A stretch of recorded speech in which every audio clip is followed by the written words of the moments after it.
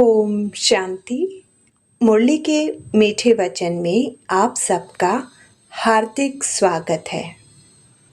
बाबा कहते हैं, याद की यात्रा से ही आत्मा पवित्र बनती है। मेरा तो एक शिव बाबा, दूसरा न कोई। शिव बाबा हमें नरकवासी से स्वर्गवासी बनाने आए हैं। बाबा कहते हैं, ज्ञान सागर से ज्ञान लेकर स्वयं भी पावन बनो और दूसरों को भी बनाओ। बाबा कहते हैं, इस संगम युग में पवित्रता ही सबसे बड़ी कमाई है। तो आइए प्रेम से सुनते हैं 25 जुलाई 2026 की अमृतवाणी।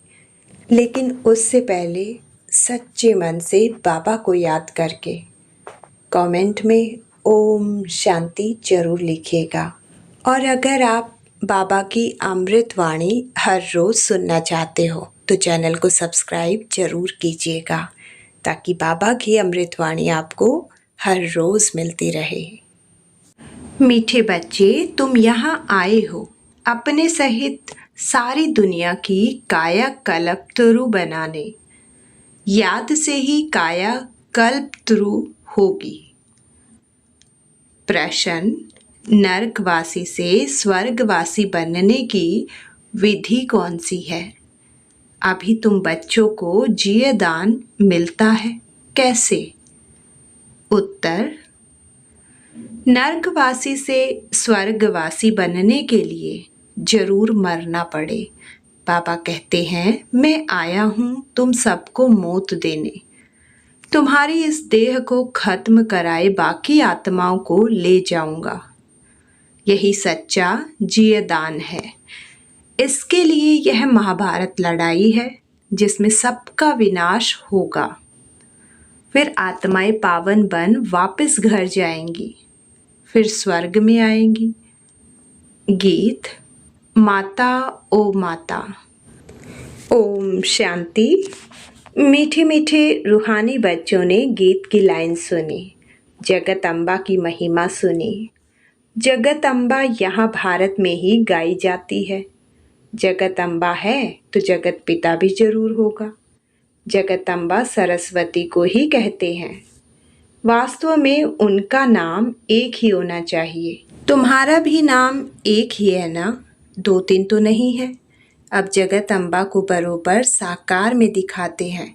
शरीरधारी है, जगत पिता भी है, जिसको प्रजापिता भी कहा जाता है। जैसे सारे जगत की अम्बा है, वैसे सारे जगत का पिता है। जरूर दोनों ही यहाँ होंगे। दोनों का नाम भी सुनाया। दोनों हैं प्रजापिता और प्रजा माता। अब दूसरा जगत पिता कहा जाता है निराकार शिव बाबा को, जो कि सबके पिता हैं। उनका नाम ही है परम पिता परम आत्मा शिव। सिर्फ ईश्वर व परमात्मा नहीं कहना है, उनका नाम रूप भी है ना। उनको गॉड फादर कहा जाता है। एक है आत्माओं का बाप, दूसरा है साकारी मनुष्य आत्माओं का बाप और मम्मा। शिव है आत्माओं का पिता। आत्मा कहती है वह हमारा बाप है। फिर आत्मा को यह साकार शरीर मिलता है तो कहते हैं ब्रह्मा बाबा तो दो बाप हो गए, एक शिव बाबा, दूसरा प्रजापिता ब्रह्मा। शिव बाबा का बच्चा है ब्रह्मा। एक निराकार पिता, एक साकारी पिता। निराकार पिता को कहा जाता है पतित पावन। ब्रह्मा व सरस्वती को पतित पावन नहीं कहा जाता। पतित पावन तो एक है, यह दो हो गए। सब पुकारते हैं पतित पावन आओ, तो दो बाप हो गए। शिव बाबा है रचयिता, नई दुनिया रचते हैं तो पहले ब्रह्मा को जरूर रचना है। विष्णु और शंकर को कभी प्रजापिता नहीं कहते हैं, ब्रह्मा को ही प्रजापिता कहते हैं।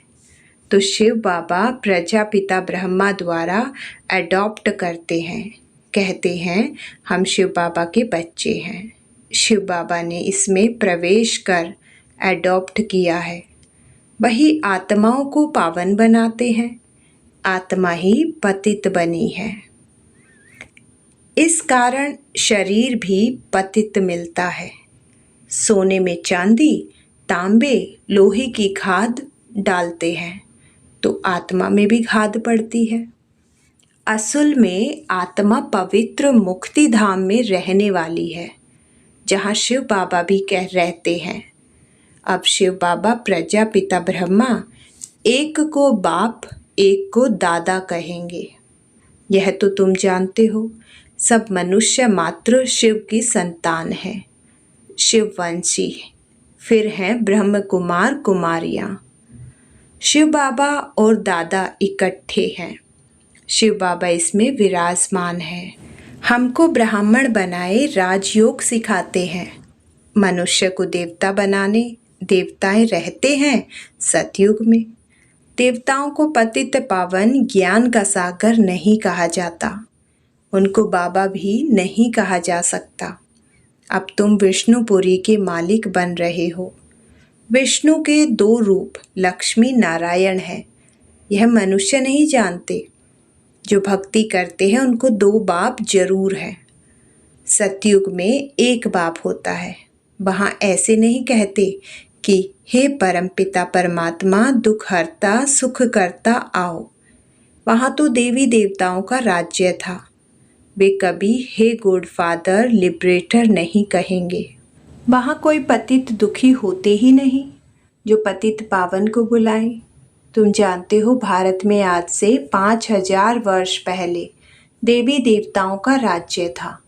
पीछे फिर 1250 वर्ष बाद होता है राम सीता का राज्य। बाप सिद्ध कर बताते हैं, सतयुग त्रेता में तुमने 21 जन्म लिए। ब्राह्मण देवता क्षत्रिय सब भारत में ही बनते हैं। बाप आकर पुरानी दुनिया को नया बनाते हैं, रीजेन्युएट करते हैं, कायाकल्प दुरु बनाते हैं, अमर बनाते हैं। तुम बच्चों को बाप आकर अमर लोक का मालिक बनाते हैं। जब भारत अमर लोक था तब देवताओं का राज्य था। सीढ़ी उतरते उतरते मृत्यु लोक के आकर मालिक बने हैं। कहते हैं ना, हमारा भारत तो प्रजा भी मालिक हुई ना। तुम भी कहेंगे हमारा भारत, हम भारत के मालिक थे परंतु नरकवासी। देवताएं कहेंगे हम स्वर्गवासी हैं, तुम भी स्वर्गवासी थे। फिर 84 जन्म भोग नरकवासी बने हो। यहाँ भारत में ही शिव बाबा जन्म लेते हैं। शिवरात्रि और शिव जयंती गाई जाती है। श्री कृष्ण जयंती भी मनाते हैं। उनकी तो वेला भी बताते हैं, फलाने समय माता के गर्भ से जन्म हुआ। सतयुग में जन्म तो जरूर माता के गर्भ से लिया होगा। श्री कृष्ण जयंती होती है सतयुग नई दुनिया में, फिर पुनर्जन्म में आने लगे। बाबा सिर्फ एक ही बात नहीं करते, कृष्णपुरी सो विष्णुपुरी। राजाएं उतरते हैं तो सारी डिनाइसिटी उतरती है, उसमें राजा रानी प्रजा सब आ जाते हैं। जब चंद्रवंशी का राज्य होता है तो सूर्यवंशी का राज्य पास्ट हो गया, ट्रांसफर होकर चंद्रवंशियों को मिलता है, फिर वैश्य वंशियों को मिलता है। अब तुम समझते हो हम ब्राह्मण कुल के हैं चोटी, चोटी के ऊपर है बाप। हम पहले ब्राह्मण थे, फिर शूद्र अथवा पैर बने, पैर से एकदम चोटी बनते हैं। पहले शिव बाबा हैं, फिर है चोटी। बाबा ने तुमको ब्राह्मण बनाया है। अब तुम शिव बाबा को बार बार कहते हो, इस हिसाब से पोते पोतियाँ हो गए। तुम जानते हो कि हम सब ब्रह्मा की संतान हैं, ब्राह्मण ब्राह्मणियाँ। एक बाप के हम सब बच्चे हैं। भाई बहन कब क्रिमिनल असॉल्ट कर नहीं सकते। कितने ढेर बच्चे सब कहते हैं बाबा, तो इतने सब झूठे थोड़े ही हो सकते। सबका बाप तो वही निराकार शिव और साकार प्रजापिता ब्रह्मा है। बस एक बाप के बच्चे भाई बहन ठहरे। तुमको पवित्र जरूर बनना है। स्त्री पुरुष पवित्र कैसे बने, इसलिए यह युक्ति ड्रामा में नुधी हुई है। यहाँ सिर्फ ब्रह्म कुमार कुमारियाँ हैं, कोई शूद्र कुमार कुमारी है नहीं। वह है पतित, शूद्र तुच्छ बुद्धि, क्योंकि बाप को नहीं जानते हैं। कहते हैं ओ गॉड फादर।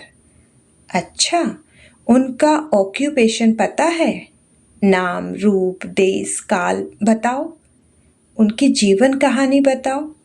अगर नहीं जानते हो तो नास्तिक ठहरे। रचयिता और रचना के आदि मध्य अंत को नहीं जानते। वह है ही पतित दुनिया। सतयुग पावन दुनिया, कलयुग को पतित दुनिया कहा जाता है। इस समय बिल्कुल तमो प्रधान है। इनको रौरव नर्क कहा जाता है। इनकी भी स्टेजेस होती है। द्वापर से नरक बनना शुरू होता है, फिर वृद्धि को पाता है। भक्ति भी पहले सतो प्रधान अव्यभिचारी थी, फिर सतो रजो तमो होती है। तुमने देखा होगा जहाँ 3 रास्ते मिलते हैं उसको टिवाटा कहते हैं। उस पर तेल आदि चढ़ाते हैं, माथा झुकाते हैं। अब कहाँ शिव बाबा की पूजा, कहाँ टिवाटे की। इसको कहा जाता है तमो प्रधान भक्ति। पानी की भी पूजा करते हैं। पतित पावनी गंगा बहुत गाते हैं। अब पतित पावन कौन? पानी की गंगा कैसे पतित पावनी हो सकती है? वह तो पानी है ना। पतित पावन तो बाप है। शिव जयंती भी भारत में होती है तो जरूर भारत में ही आता होगा पतितों को पावन देवता बनाने। ब्रह्मा तन में आकर मनुष्यों को देवता बनाते हैं। यहाँ तुम आते ही हो पतित से पावन बनने।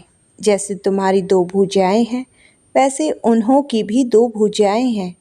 4-8 भुजा वाला कोई मनुष्य होता नहीं। यह अलंकार दे दिए हैं। चतुर्भुज दिखाया है प्रवृत्ति दिखाने के लिए। विष्णुपुरी लक्ष्मी नारायण की पुरी को कहा जाता है। वैष्णव अक्षर भी विष्णु से निकला है। देवताएं वैष्णव थे। वल्लभाचार्य वैष्णव होते हैं। वेजिटेरियन वह कोई निर्विकारी नहीं होते हैं। उन्हों की बड़ी हवेलियां होती हैं। वैष्णव का अर्थ नहीं समझते हैं। विष्णुपुरी में रहने वालों को वैष्णव कहा जाता है। वैष्णव पवित्र को कहा जाता है। राधे कृष्ण का अलग मंदिर, लक्ष्मी नारायण का अलग मंदिर बना दिया है। भारतवासी जानते ही नहीं कि उन्हों में क्या फ़र्क है। राधे कृष्ण के लक्ष्मी नारायण बनते हैं, यह किसी को भी पता नहीं। वह है बचपन का रूप, वह है बड़ेपन का रूप। लक्ष्मी नारायण के छोटेपन के चित्र कोई है नहीं। लक्ष्मी नारायण को सतयुग में राधे कृष्ण को द्वापर में ले गए हैं। अभी तुम रचयिता बाप और रचना के आदि मध्य अंत को जान गए हो। बाबा झाड़ का भी राज समझाते हैं, ड्रामा का भी राज समझाते हैं। झाड़ को देखने से समझेंगे कि शंकराचार्य तो कलयुग में आते हैं। सन्यासियों की डिनाइसिटी सतयुग में तो हो नहीं सकती। सब भगवान के बच्चे हैं तो स्वर्गवासी होने चाहिए, परंतु स्वर्गवासी तो सब होते नहीं हैं, सिर्फ देवता ही होते हैं। अभी तुम ब्राह्मण वंशी बने हो, फिर देवता बनेंगे। पवित्र जरूर बनना है। तुम जानते हो छोटे बड़े सब ब्रह्म कुमार कुमारियाँ हैं। दोनों कहते हैं बाबा हम आपके बच्चे हैं, ब्राह्मण हैं। यह बाप दादा आदि देव ब्रह्मा और शिव बाबा। तुम जानते हो हम ब्रह्मा बाबा और शिव बाबा के सामने बैठे हैं। बाप कहते हैं मुझे याद करो तो पतित से पावन बन जाएंगे। हम वर्षा शिव बाबा से लेते हैं। शिव बाबा हमारा बाप भी है, पतित पावन भी है, गुरु भी हैं। अब यह है संगम युग, पतित से पावन बनने का मेला। पतित पावन द्वारा ही पावन बनते हैं। संगम पर नदियों और सागर का मेला है। नदियों का मेला तो होता नहीं। अब ज्ञान सागर और तुम आत्माओं बच्चों का मेला लगता है। तुम आए हो ज्ञान सागर के पास। ज्ञान गंगाएं तुम ज्ञान सागर से निकली हुई हो। तुम ज्ञान स्नान कराए पावन बनाते हो, योग सिखाते हो। सागर का परिचय दे तुम यहाँ ले आए हो मेले पर। इस समय तुम जब ब्राह्मण बनते हो तो तुमको 3 बाप हैं। लौकिक पिता भी हैं और प्रजापिता भी हैं और शिव बाबा भी हैं। भक्ति मार्ग में 2 पिता होते हैं, सतयुग में 1 पिता होगा। यह समझने की बातें हैं। अभी तुम्हारी आत्मा कहती है मेरा तो एक शिव बाबा, दूसरा न कोई। मित्र संबंधी आदि होते हुए भी कहते हैं मेरा तो एक शिव बाबा है, उनकी याद से ही पतित से पावन बनना है। आत्मा जानती है वह हमारा बाप भी है, टीचर भी है, सतगुरु भी है। हमारी आत्मा को बाप लेने आए हैं, ब्रह्मा तन में प्रवेश कर पावन बनाते हैं।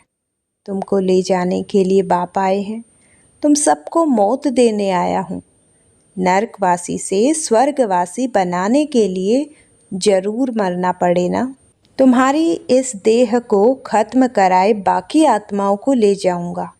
बाप कहते हैं तुमको जिए दान देता हूँ। यह महाभारत लड़ाई है ना, सबका विनाश होगा, नहीं तो कैसे ले जाऊंगा। आत्माओं को पवित्र बनाए घर ले जाता हूँ। वह तो शांति धाम है। सतयुग आएगा तो कलयुग जरूर विनाश होगा। इसके लिए महाभारत लड़ाई मशहूर है। लगती भी यह संगम पर है, जबकि तुम मनुष्य से देवता बनते हो।